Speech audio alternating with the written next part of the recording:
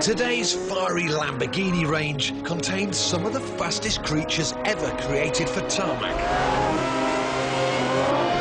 But among the raging bulls, there is a very clear king.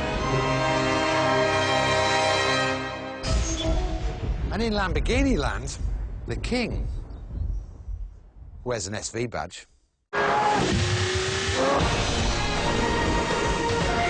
Super Veloci, the Lamborghini that reigns terror over all others.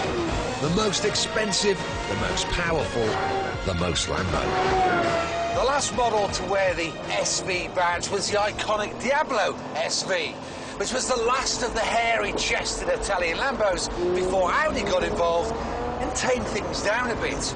Now, I want this to be like the good old days. Completely, well, bonkers. On an arrow straight road, you'll be bowled over by the car's speed.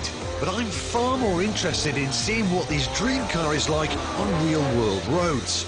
And Italian doesn't necessarily translate into Welsh, especially in a car that's wider than a Range Rover, but about 1 million times faster.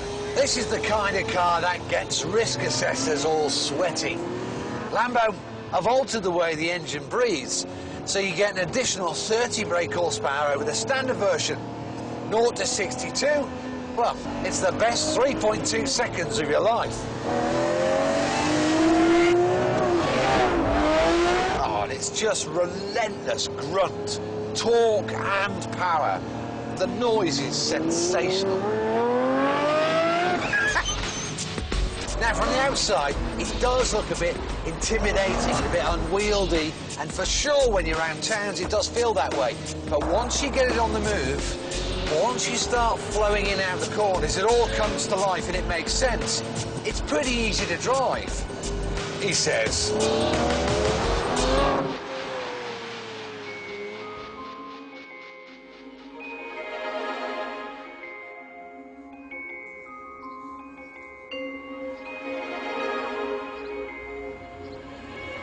Tell you what, this is one of those cars, like all the best Lamborghinis, where you just cannot help but taking pictures of and send to your mates. It's outrageous. The interior is just as serious, Spartan and sculpted from space-age materials. It's like being inside the sort of caves that border Gotham City.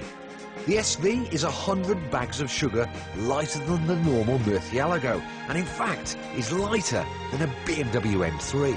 So when you mount her through the sci-fi doors, you can't help but wonder about handling. Now, four-wheel drive biased towards the rear, the car has got monster grip, and it's going to take a really brave man to try and unstick it. However, if you turn in a little bit whilst you're too much on the brakes, then you can feel the back start to skip. And I get the feeling that if you let it get too far away, it ain't going to come back. But if you do overcook your £266,000 investment, Lamborghini have made carbon ceramic brakes standard on the SV. So it's reassuring it'll stop on a pinhead when things go wrong.